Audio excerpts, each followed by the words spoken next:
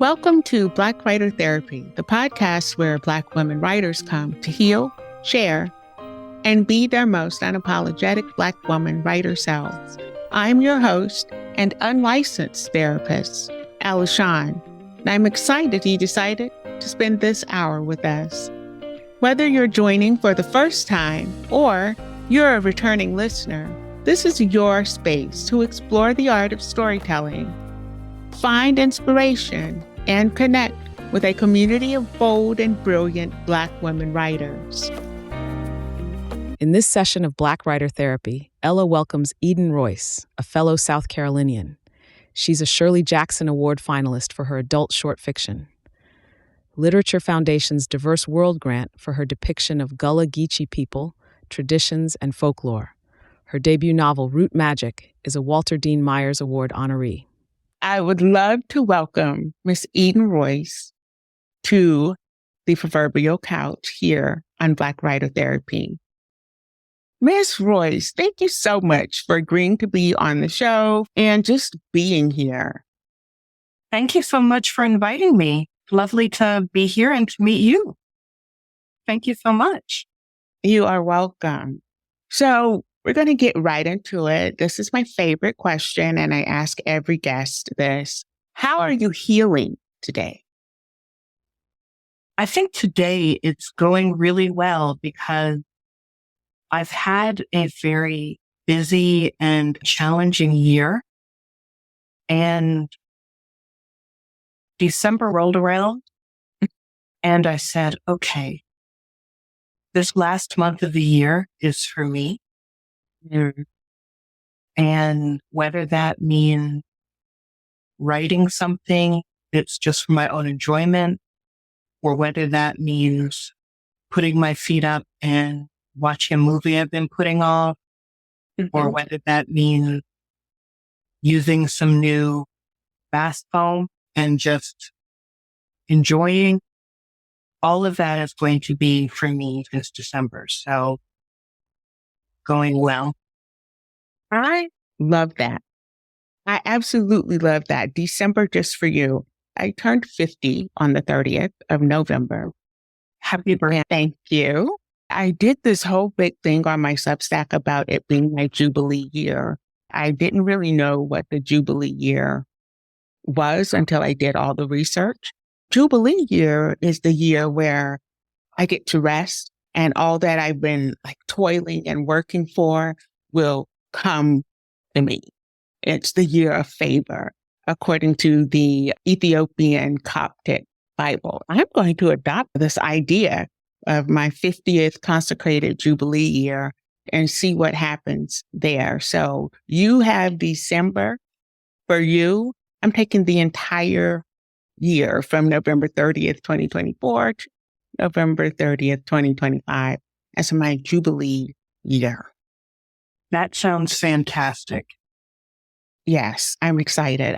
I was looking forward to 50 anyway, but that gave me even more reason to look forward to 50. Absolutely. My 50th was last year. So you've had your Jubilee year. Was it a Jubilee year without you even knowing it?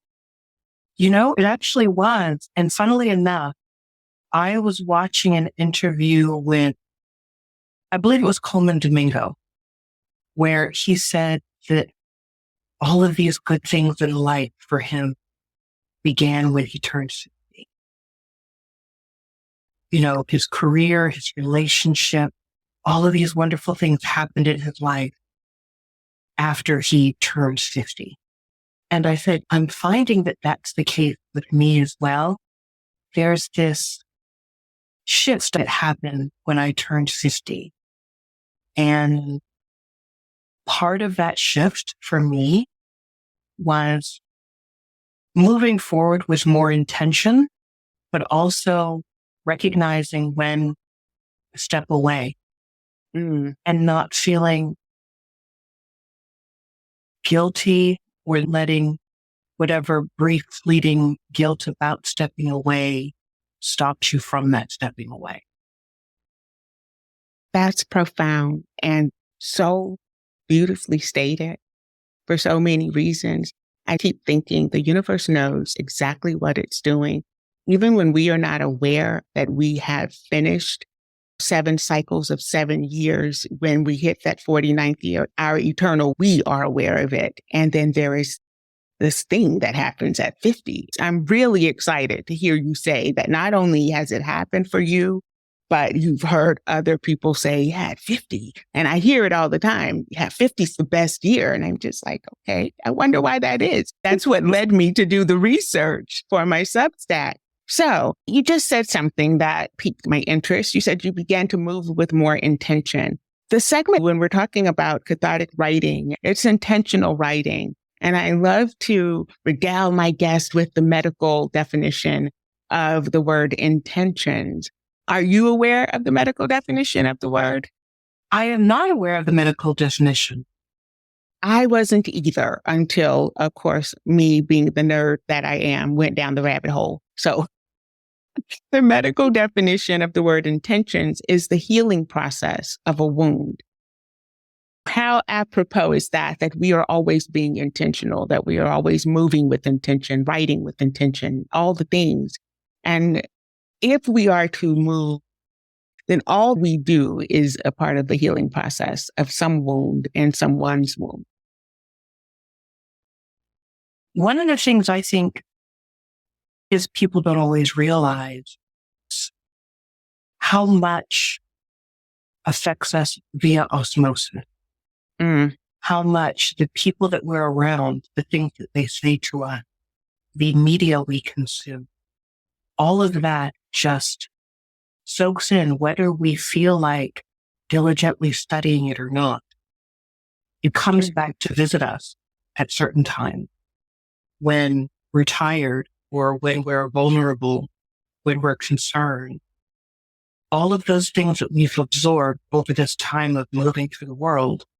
So it's important to try to surround yourself with the things that you know that when they come back to visit you. People don't recognize that energy transference happens. A lot of people say you can protect yourself, and in some ways you can.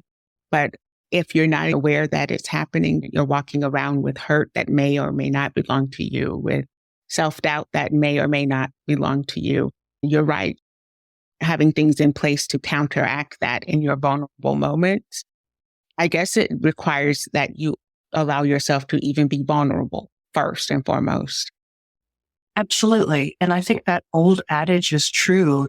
An ounce of prevention is worth a pound of cure. Yes.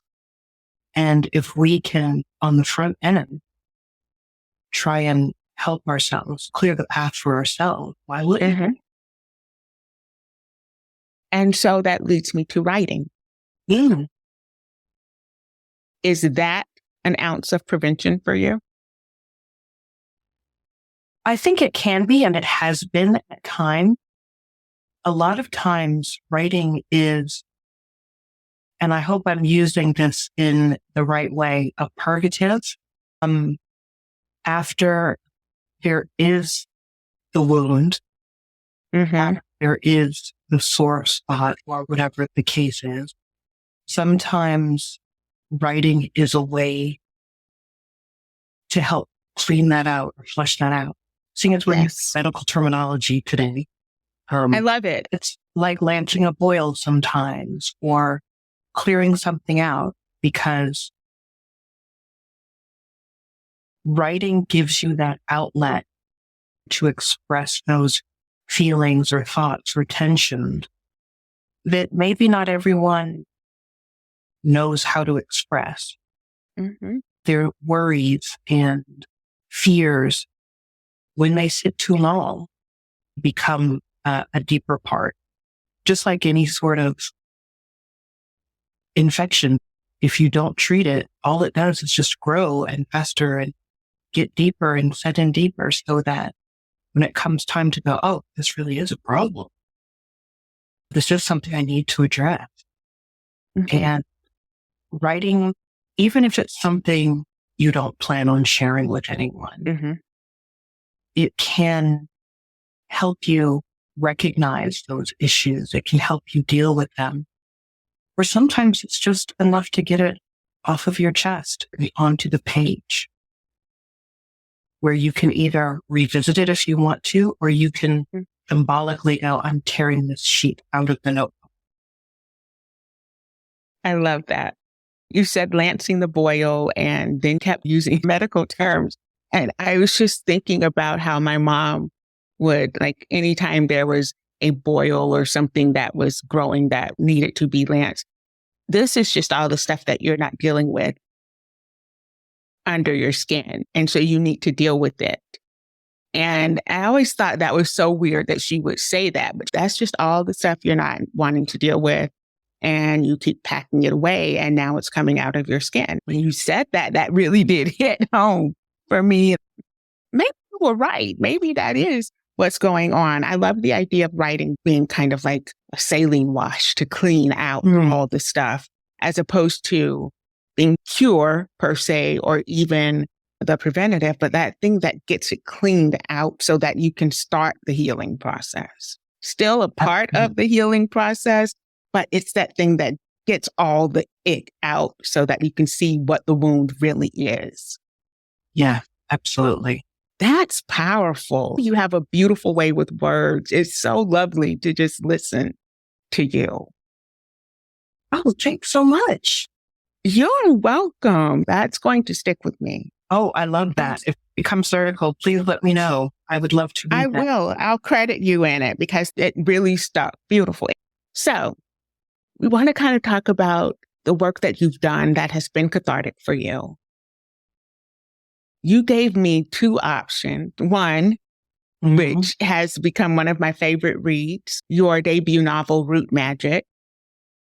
We spoke earlier and I told you either I am a middle school brain or you are a fantastic writer who makes middle school literature accessible to adult intellect. I'm going to go with you being a fantastic writer who makes middle school literature accessible to adult intellect. That's a gift I don't know that many people have. In fact, I've only read one other middle school book that did that to me, and she was also a guest on the show.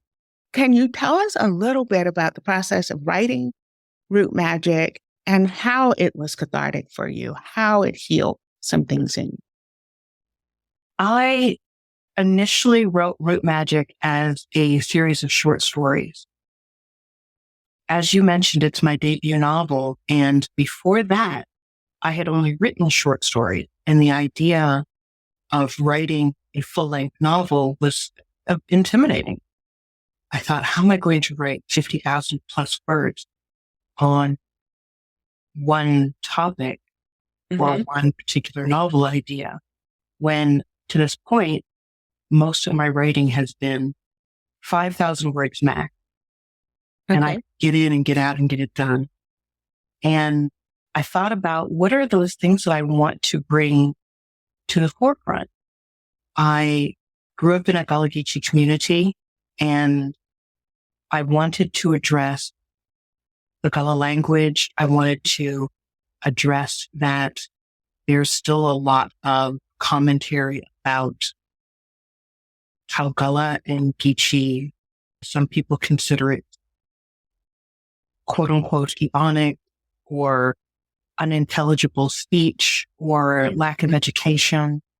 I also grew up in a family that practiced root work, even though none of us called it that. It was just how things were done. You look back at those things that were done, and they're considered root work. They're considered hoodoo by today's nomenclature. A lot of those things were vilified in the media, especially when you look at dark fiction.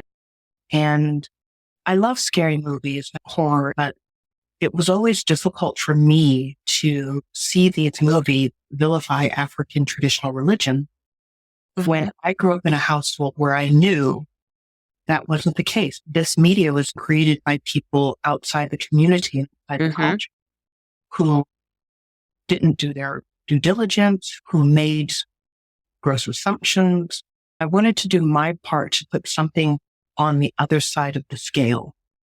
This is one book written for a middle grade age group, so it's a broad brush, surface level foray into hoodoo. So don't take it as a, tell all book, because it certainly isn't. But that was the intention. And also to set something historically that people may not even know about as far as real life events.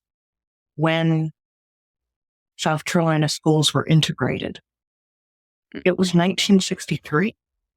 The things that came up around it, the boycott, the petitions to open all white schools so that white families felt like they could have their kids educated in the way that they wanted them to, i.e. away from other Black students. So these are things that aren't always discussed when you look at American history. I wanted to bring that up, and I wanted to bring it up in a way that was accessible, that didn't feel preachy. Right. And, that was one of the things that was incredibly important to me, because I grew up in a family where people talked about historical events. People talked about what was going on with friends and family. And there was just oral history that was always being talked about and created that didn't necessarily make it to the papers or to the radio.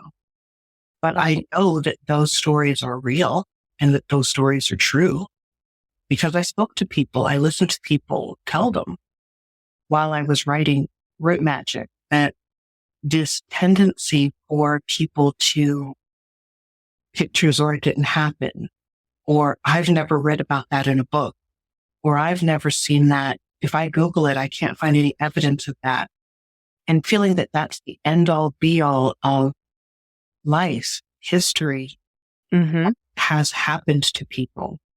I wanted to push against that because so much of history, so much of our stories aren't necessarily recorded in a way that someone can say, I can prove that that's real because there's this newspaper article about it. And being aware that a lot of times history is just what someone in power felt was important enough to document.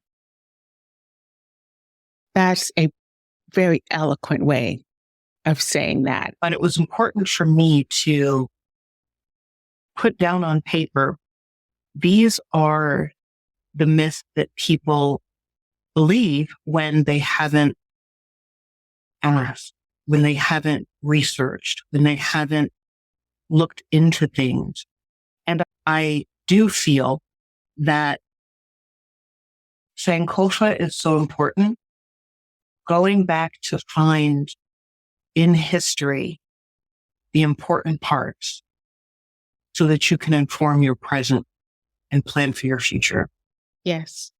And unfortunately, there is a subset of people that feel like whatever's past is past and it doesn't affect us today. And you and I know that's not the case. Exactly. If that were the case, then we wouldn't be able to have stories that help guide us through life. There wouldn't be any reason to pass on family pictures. It wouldn't be any reason to pass on family recipes. There wouldn't be any reason to learn lessons from experiences that we've had. So when people say, oh, history isn't important, if it happened before I was born, it doesn't matter. But when you study history, when you see the parts of history that have been recorded and the ones that you have to dig deeper to find, you realize that people who understand that these things are important, who do document, who do know the origins of things, those are the people that are actually building realities for others. If we are the ones who are saving, documenting, and keeping these histories, then we become the builders of our reality. Absolutely.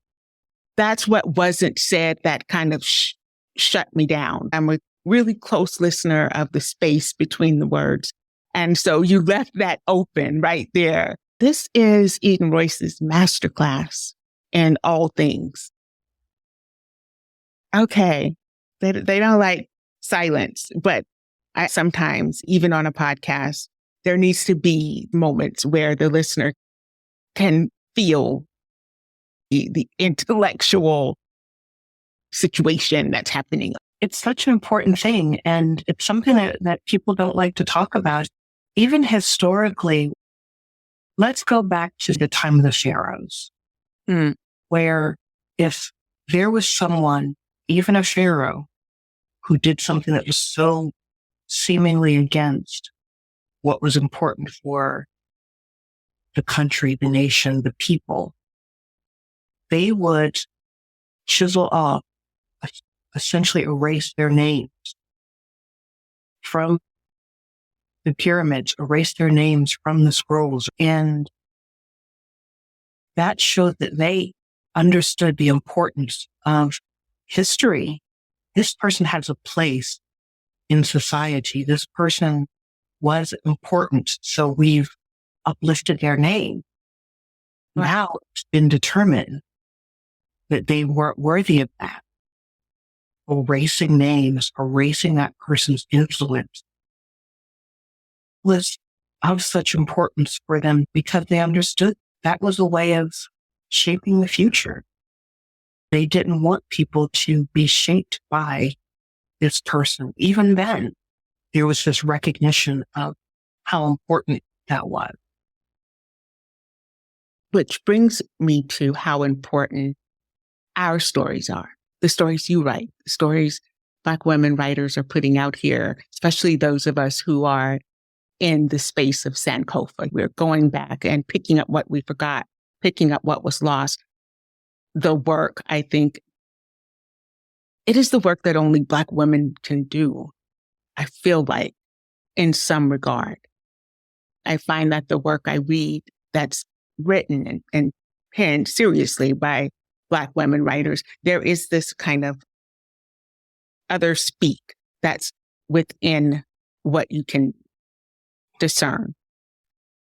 Yes, I understand what you're saying. I think one of the things for me, at least, and I can talk about my experience with it, I've always believed that our origins and where we came from is important to recognize. It's very similar to when people say that you can grow past your origins or you can get beyond how you grew up. And I think that you can learn and you can grow and you can evolve. But there's nothing wrong with being able to say, this is where I'm from. This is how I grew up. And it doesn't mean that I'm the same person from that time, but I'm not afraid of the person I used to be. I read a lot of Black women writers as well, because there's a feeling of homecoming for me, a feeling of restoration with certain work that I revisit, work that I go to when I want to feel like I'm in good hands. Yes. And there's just a certain type of writing that when I need to feel that simpatico, when I want to feel comforted, I will go to a read. I read lots of things by different writers from many backgrounds, but there are certain texts that I do return to. The way subjects are handled, I want to have a certain experience with the text. Yeah, and the experience of being seen, being heard, being familiar. Yes, absolutely. There's that note that resounds in you when you read something that touches a deep part of you. Yeah. Commiserations and empathy create that warmth of healing. Mm-hmm. Oh. When you read something and you start reading something, you can tell, for me at least, when I'm in good hands with a book or a writer. Yeah. There's I love how you say that. I'm in good hands with the book. Like the writer was really taking care of me as a reader. Yeah, absolutely. I love that. The warmth of healing. So I'm going to move on because you sent a link for a short story and I was like, oh, I love a good short story. It takes a special person to write short stories, I think. And we're going to take a break, pay some bills, and we'll be back to discuss Eden Royce's cathartic short story. Do you feel it? That tug? The one whispering, it's time to finally tell your story. At Southern Momentum Publishing House, we know that tug well. It's the start of something bigger. Your voice, your truth, your power on the page. Whether it's been years in the making or just an idea waiting to blossom, we are here to help you take the leap. No excuses, no waiting, just momentum. Visit us today at somopubhouse.org and start your next chapter now.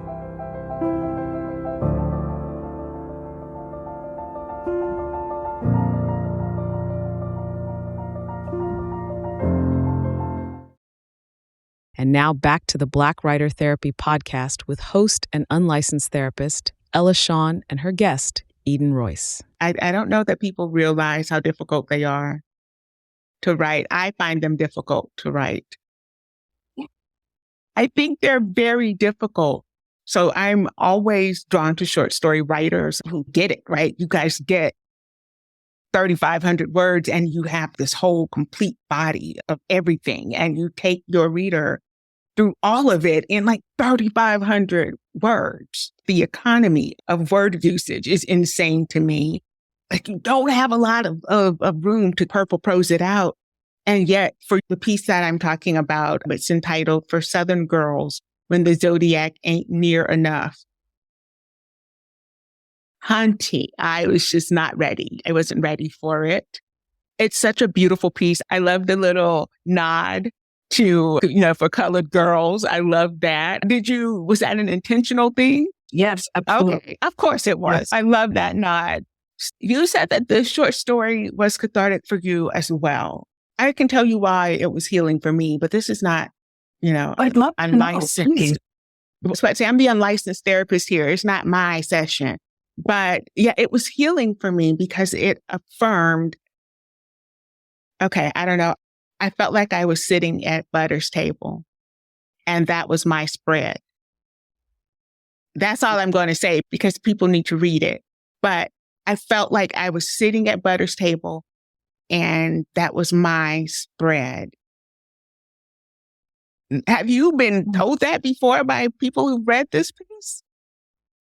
Funnily enough, I don't ever really have very many people give me feedback on my work. I don't know why. People are sort of discussing it among themselves. People very rarely tag me or tell me reviews of my work. I got one today that somebody tweeted me about my short story collection, Lost I Found. And it was so rare that I get that. The person said, I had to pull it up because I was like, oh my gosh. It says, Who Lost I Found was so fire, the way you told our stories. We love that. I so rarely get that. I don't always know how the stories are received, but I do know that when the call for that anthology that was edited by Sheree Renee Thomas, who's an incredible creative and editor and writer, she was guest editing an issue of Apex Green. The theme was the the Zodiac. And it was very open. It needed to have a Zodiac theme in some way, shape, or form. And I wanted to write for that. I love Sheree's work. And I thought, I really want her to read something of mine from this topic. I did all this research looking at Zodiacs from different cultures, different time periods, and nothing just sort of struck me as what I wanted to write about. But I was determined to write something for this call for submission. So I had to create a Zodiac. I have a set of Gullah wisdom cards. I took those out, I shuffled them up, and I went through them. I thought about it and I said, I want to create a Southern tarot, a Southern girl's tarot. And I realized that there is a Zodiac spread for tarot, which is 12 cards. And I said, okay, well, I've got to create 12 cards. What the Southern Zodiac have on them. That's where the idea came from. I do love that story.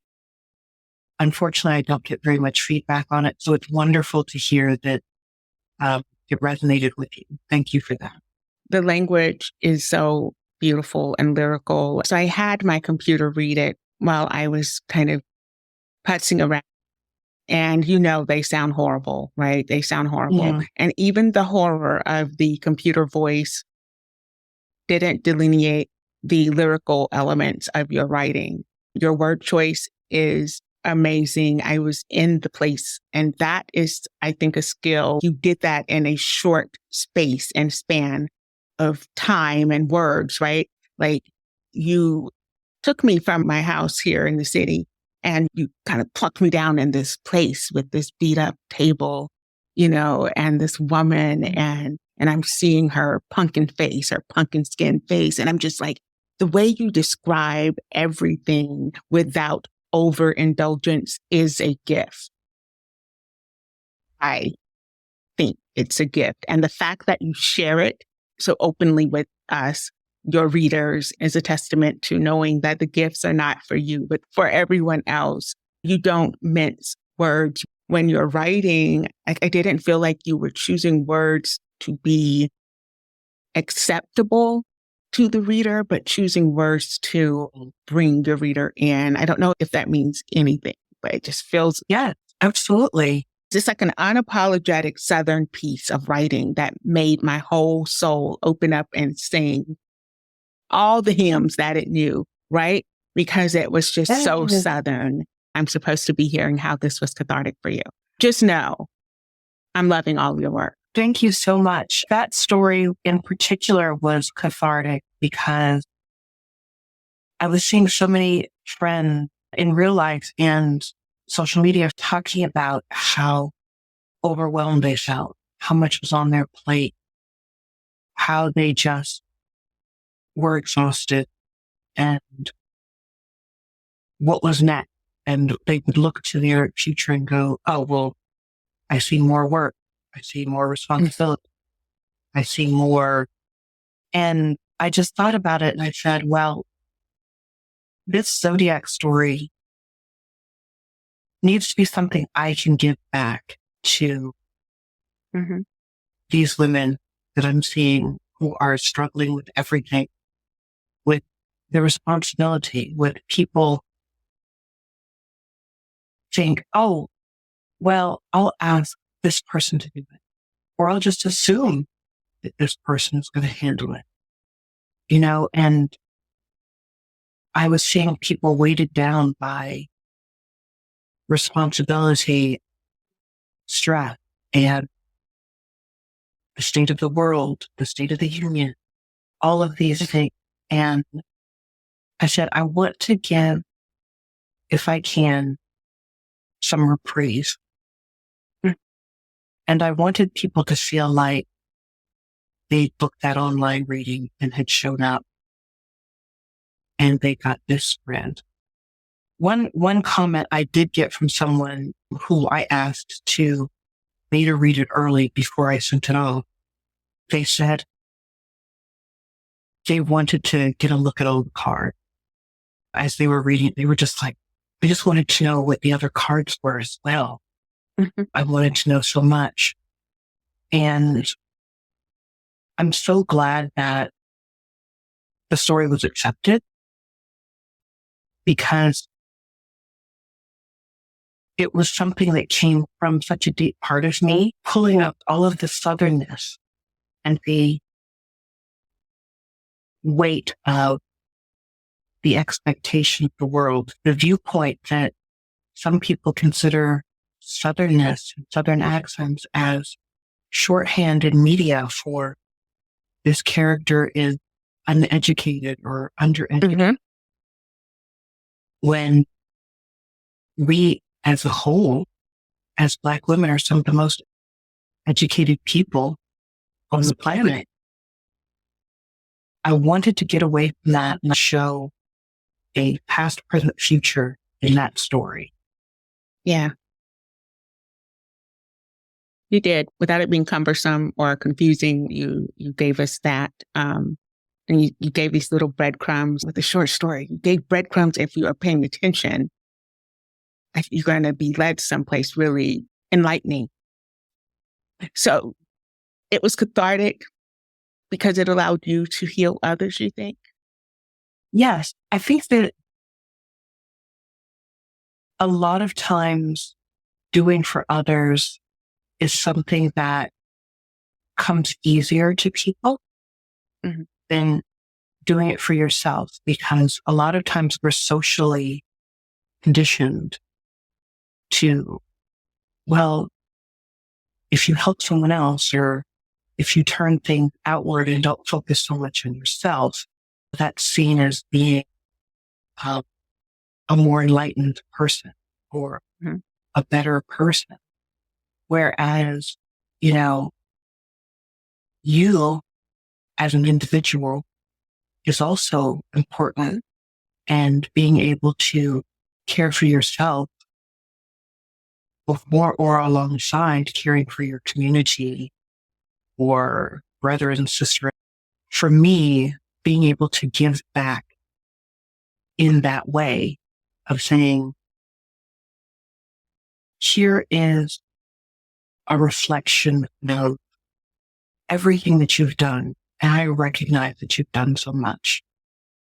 And I recognize that you're constantly putting yourself out there. And I recognize how tired, overwhelmed, exhausted, afraid, frazzled you are. And I wanted it to be like in the story, she's given a glass of water and there's this drop that hits the table and enriches its color, makes it a little bit more replenished. And I realize it's just a drop in the bucket, but sometimes that's what you need. So for me, it was wonderful to write that. And I felt like it was something that I would give to a friend, someone really close to me that was just having a hard time and didn't know what to do. And part of that is why, even though it was originally published in Apex magazine, when I put together my short story collection, I included it in there as well. And that short story collection was, again, very intentional because I wanted it to be about the magic of Black women and what we can offer. And the cover art as well, which was specially commissioned for the issue. I wanted it to be this older Black woman. She's got gray hair. She's helping this younger woman, pulling her out of this grave. Oh, it's a scene from the very first story in the collection, Grave Robbing Negress Seeks Employment. I wanted that to be the cover because I feel like sometimes, going back again to history being important, there's a certain subset of the population that doesn't feel like older people have anything to contribute because the world is different now and you don't understand. and people are different now, and your experience isn't as important. But I don't feel that way, and I've never felt that way. I wanted all of these stories to build toward that. But if there is someone out there that goes, I do want to know. I do want to know I do want to know what your experiences were so that I can take that forward. Maybe it'll affect my decisions going forward. Maybe it won't, but it'll be something that I'll still remember, even if I choose to still go my own path. It doesn't mean you can't hear the story. It doesn't mean you can't absorb and be aware of those tales. So that's why I put the collection together the way I did. Not that you asked that, but I thought I would just interject it.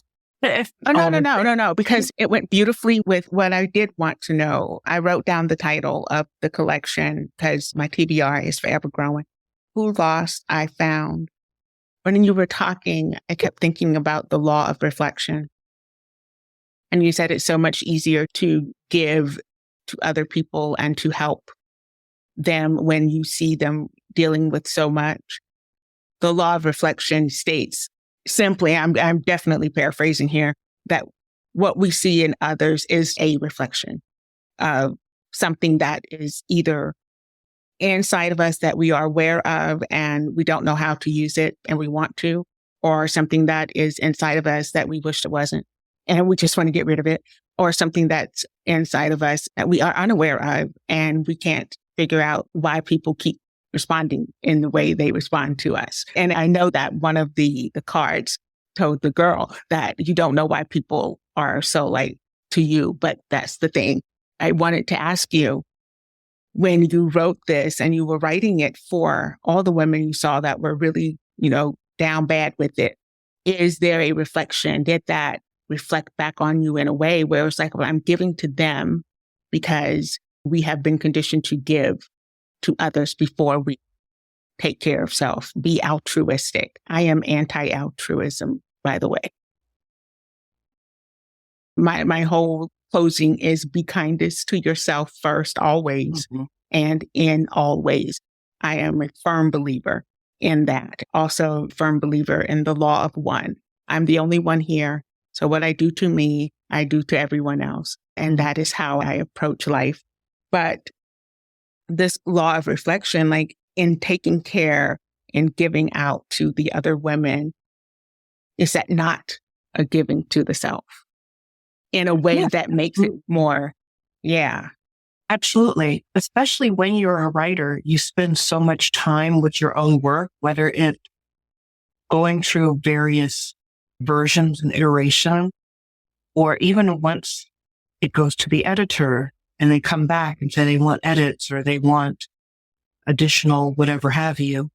And then the piece comes out and you're talking about it, you're promoting it, you're directing people to it. So you do spend a lot of time with your work.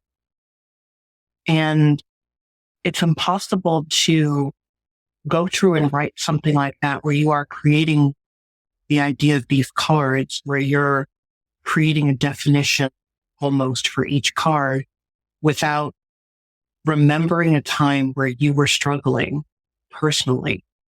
And either someone helped you, or you wished that they had, or you read something that helped you. It's impossible to not remember your own struggles and go, I'm now in a better place so that I can write with confidence that this is a temporary space to be in. So, I think that it was a part of that law of reflection in a way, because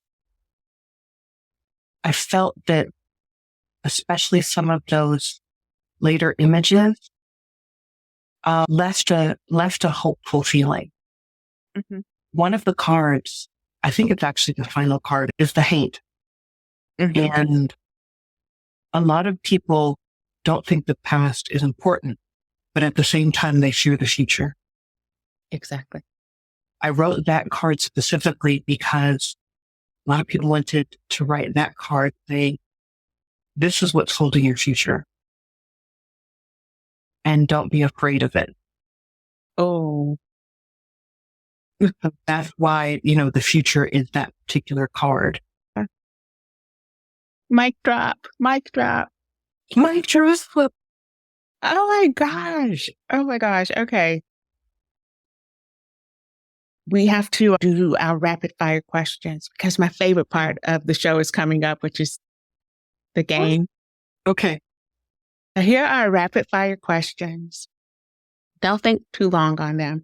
This Okay. is really for nosy listeners.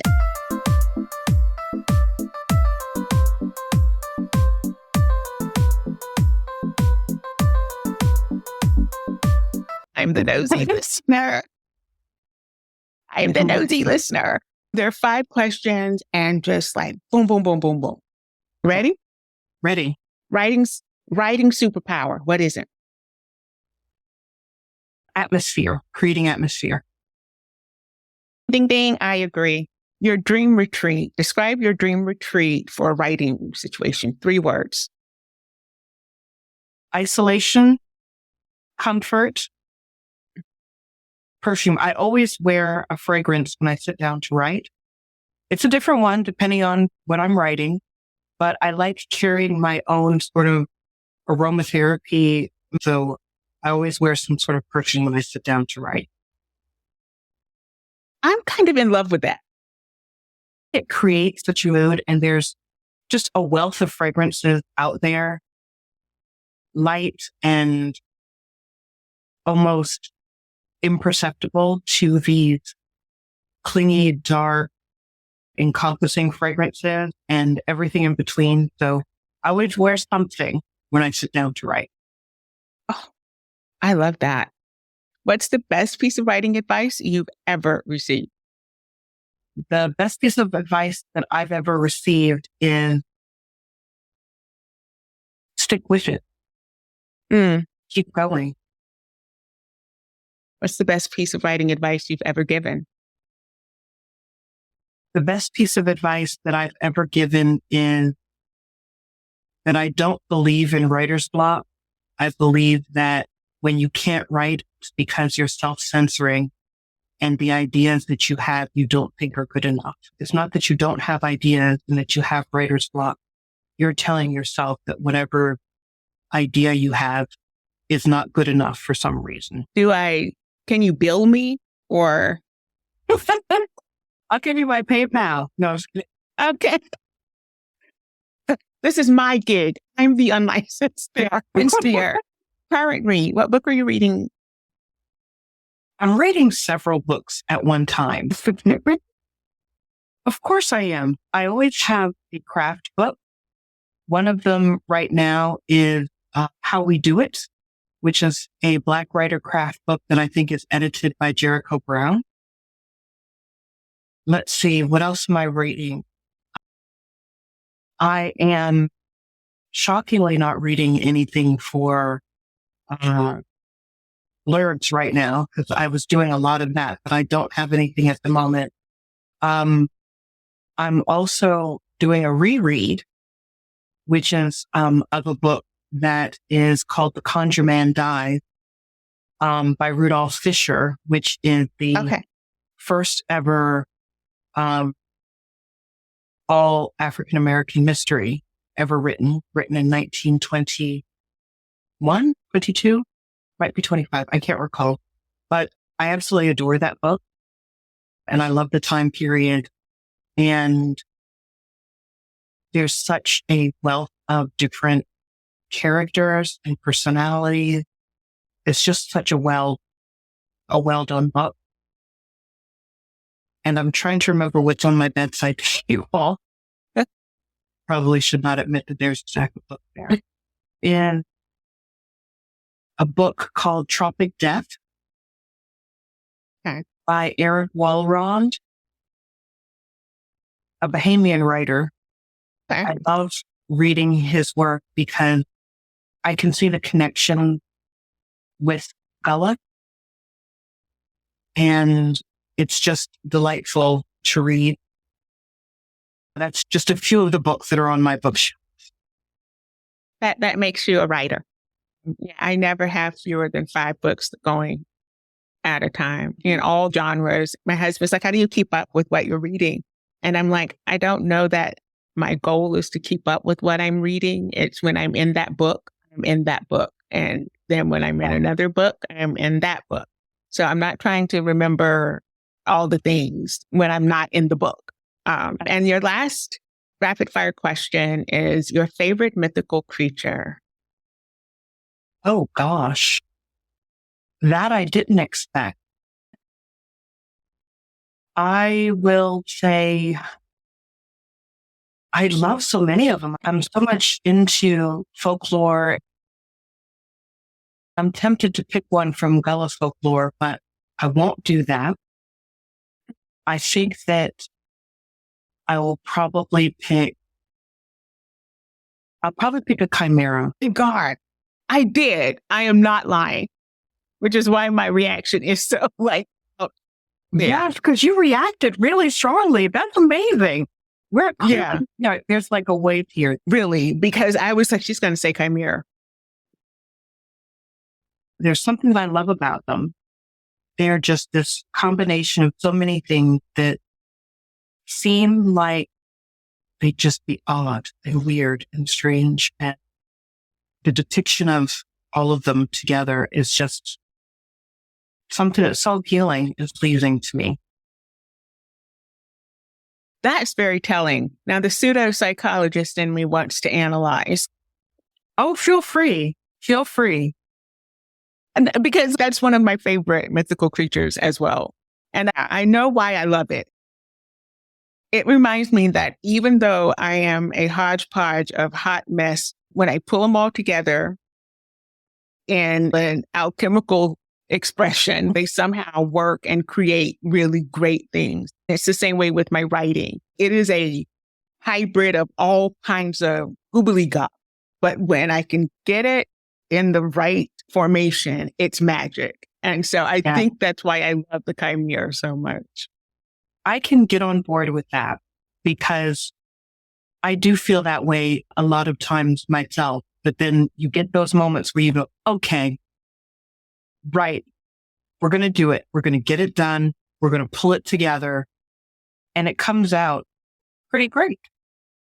Yes, I'm waiting on that right now. I have 91,000 words. It's a complete manuscript. But you know how you go back and you're doing the structural stuff, right? And you're like, oh, I'm changing this, I'm moving this. But then I keep getting different ideas. It's just a mess. But I'm in my 3rd structural revision and I feel like, oh, I got the song. My main character came to me in song and said, listen, chick, you're wasting time. This is what's going on.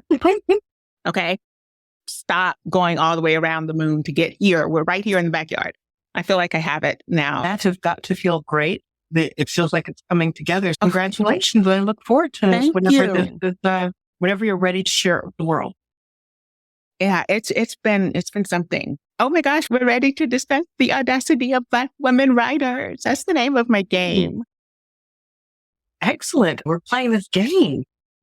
Yeah, I have cards and everything. Oh, wow. Are you ready? I am ready. Now the British accent comes out too because my face hurts. Okay, here we go. Sorry, babe. Oh my gosh, you've got one too. I do. I have a couple. I don't use them all. Sometimes though, they pop out. Okay, stop it. Here we go.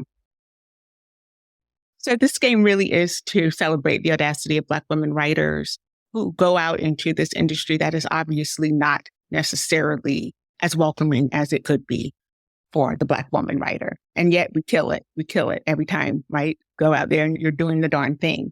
The whole point of this game is to share this talent of storytelling with us.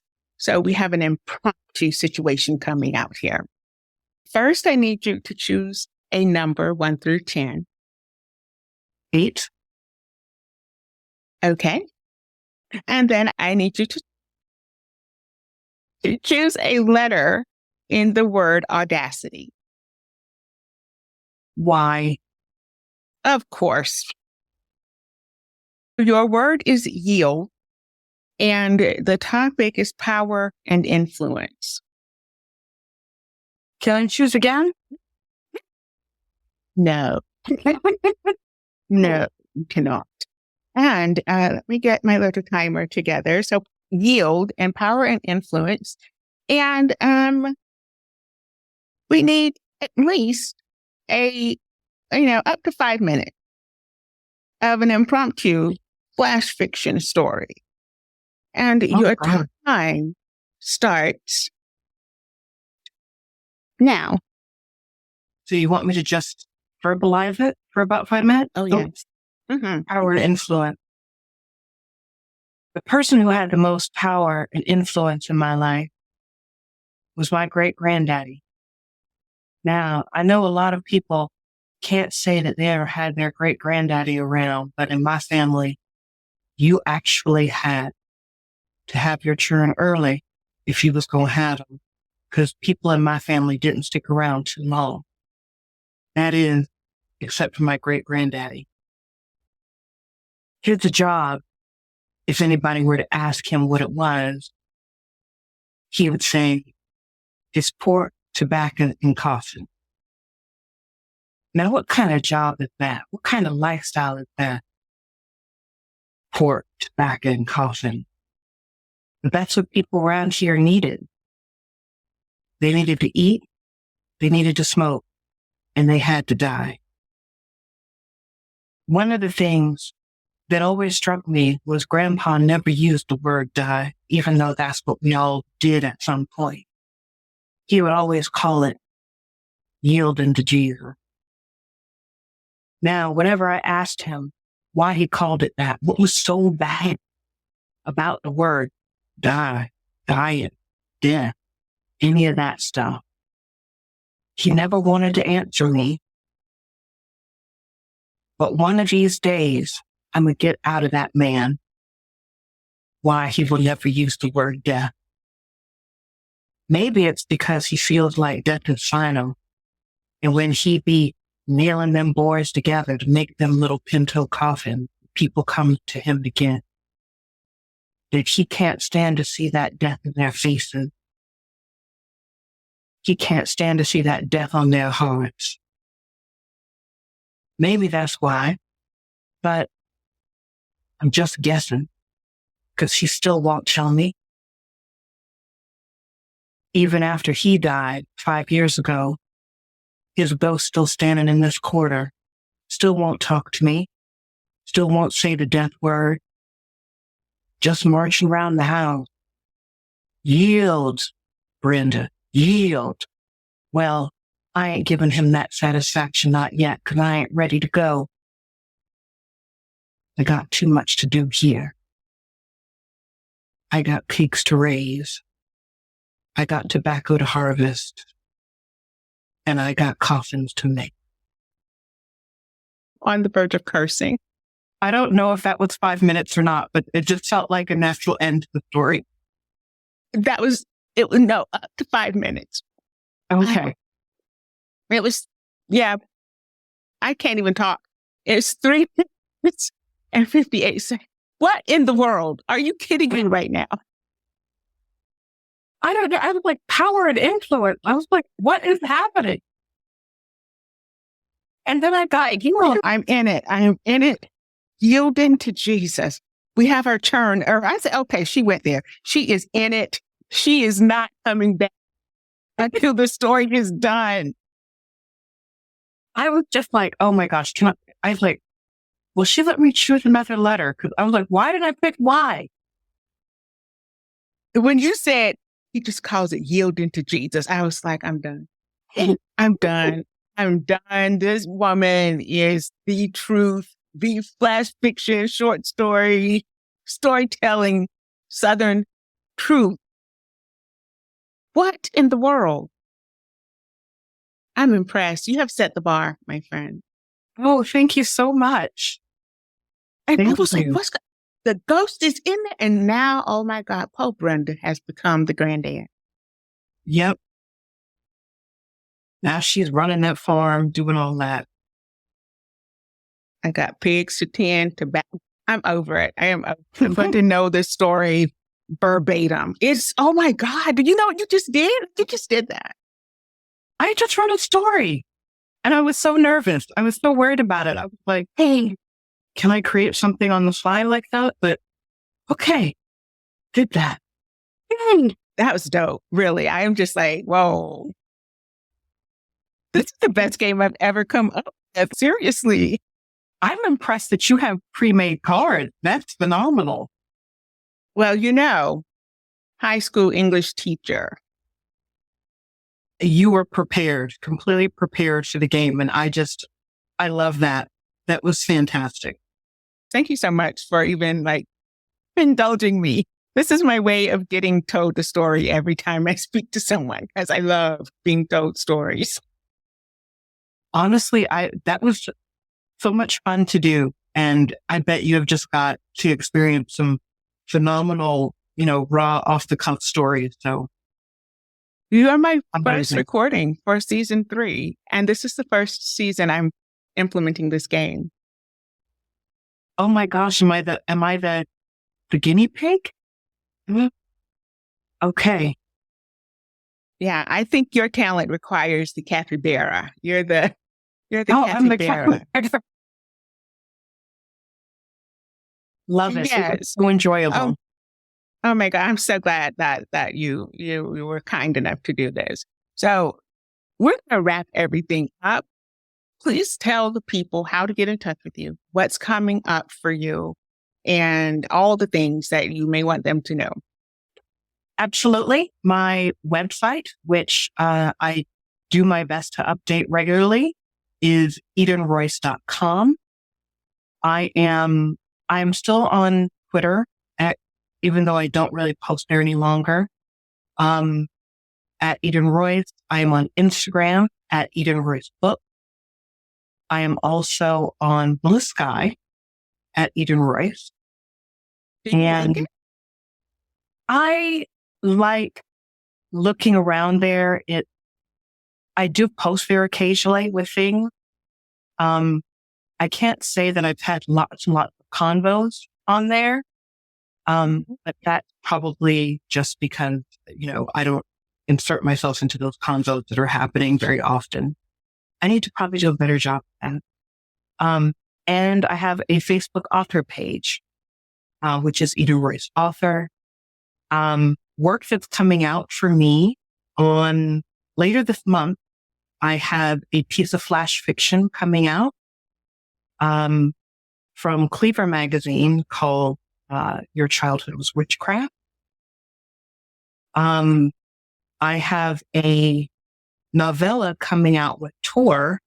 The date has moved a couple of times, so I don't have a definitive date that's coming out.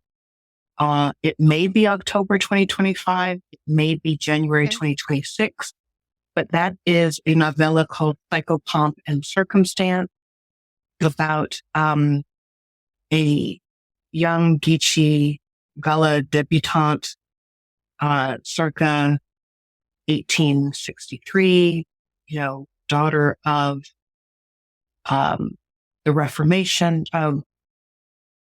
and, who has to, daughter of the Reconstruction,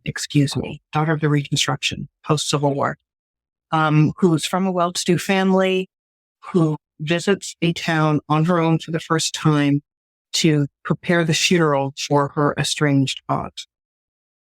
And it's got Gullah funeral rite, it has some history, and it has a family secret that eventually gets revealed. Hey, wow, that's a lot. Had a busy year. It's been a busy year in a lot of ways. So looking forward to my December to not do too much. Yes, you deserve that. So we're going to go ahead and get ready to sign off. I want to say thank you so much, Eden. You are a delight and a pleasure and a whole masterclass. That's crazy. I'm so glad we were able to connect. I do have homework because I would not be a great unlicensed therapist if I did not assign homework. Okay. You've already done it. I just have to ask on air. Who would you recommend for my proverbial couch? Yes, I would recommend Sarah Makeba Days.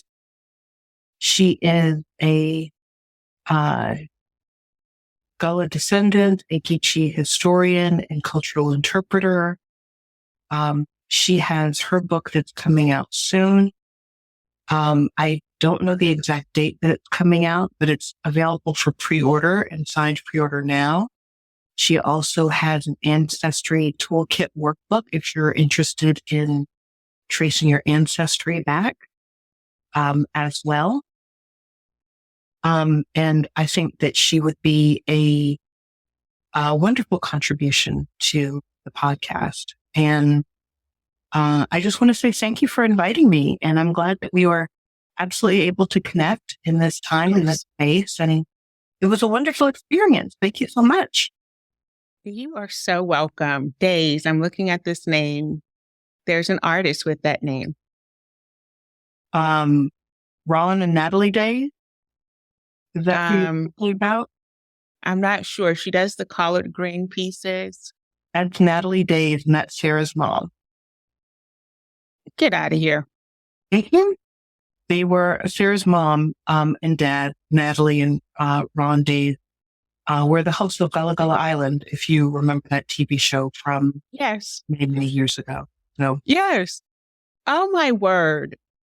Okay. Well, small world, and tiny Sarah is lovely. She wrote a couple of essays for the Educator's Guide for Root Magic and for Conjure-Man, and my latest middle grade novel, which is The Creeping of Dogwood House.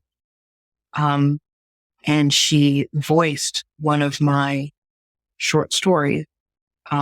She did a reading for it called Witches from Mars, kind of a few years back, which is how we originally connected. So she's a wonderful person and an amazing creative. And I think that she would be a great fit for the show. Oh my gosh, I'm excited. Then I will definitely reach out to her. Is there anything else you want to say to the listeners or to your audience that may tune in? Thank you for all of the support. Thank you for reading. Thank you for sharing. Thank you for chatting about my work. And I greatly appreciate it. And I love knowing when things have resonated with readers. So if you ever want to tell me, I'd love to know. Thank you so much for your support. That is to do it for us. That's it. I'm going to go ahead and sign off. Thank you for joining us for another episode of Black Writer Therapy, where we amplify and celebrate the voices of unapologetic Black women writers. We're proud to be part of the Alive Podcast Network. Be sure to tap into the only Black woman-owned podcast network with its very own proprietary platform and app. When you download the Tap In app, you gain access to nearly 100 Black creative voices.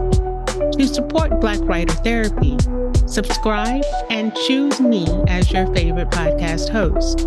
50% of your subscription fee goes directly to this show and allows me to continue to bring you quality content like this. Until next time, remember, be kindest to yourself first, always, and in all ways. I am Ella Shawn, your host for Black Writer Therapy Podcast.